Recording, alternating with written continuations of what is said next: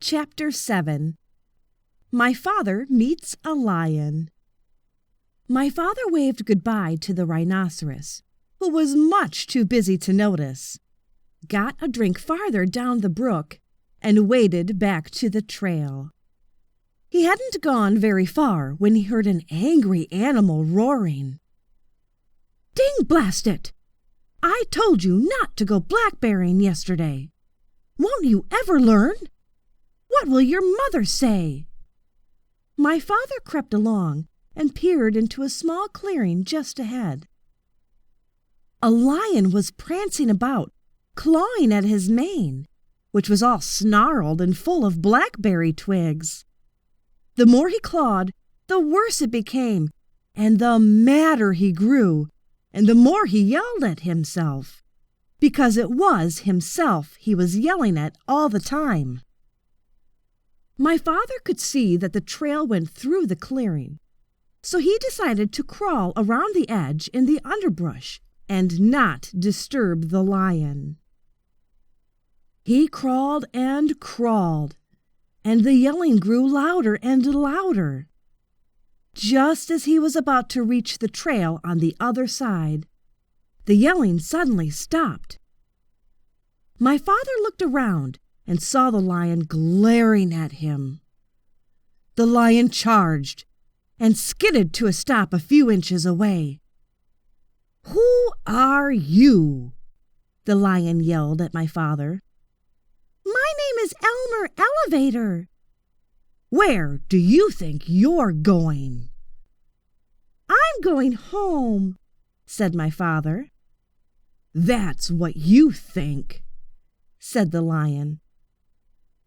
"Ordinarily, I'd save you for afternoon tea, but I happen to be upset enough and hungry enough to eat you right now." And he picked up my father in his front paws to feel how fat he was. My father said, "Oh, please, lion, before you eat me, tell me why you are so particularly upset today."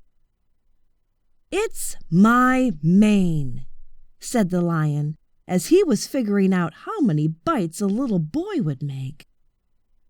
"You see what a dreadful mess it is, and I don't seem to be able to do anything about it. My mother is coming over on the dragon this afternoon, and if she sees me this way, I'm afraid she'll stop my allowance. She can't stand messy manes. But I'm going to eat you now, so it won't make any difference to you." "Oh, wait a minute," said my father, "and I'll give you just the thing you need to make your mane all tidy and beautiful. I have them right here in my pack." "You do?" said the lion. "Well, give them to me, and perhaps I'll save you for afternoon tea after all." And he put my father down on the ground. My father opened the pack and took out the comb and the brush and the 7 hair ribbons of different colors. "Look," he said, "I'll show you what to do on your forelock, where you can watch me. First, you brush a while, and then you comb, and then you brush again until all the twigs and snarls are gone.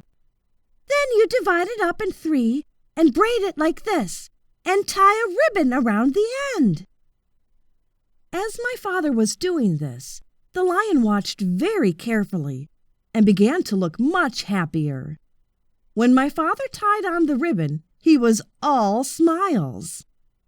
"Oh, that's wonderful, really wonderful," said the lion. "Let me have the comb and brush and see if I can do it." So my father gave him the comb and brush, and the lion began busily grooming his mane. As a matter of fact, he was so busy that he didn't even know when my father left.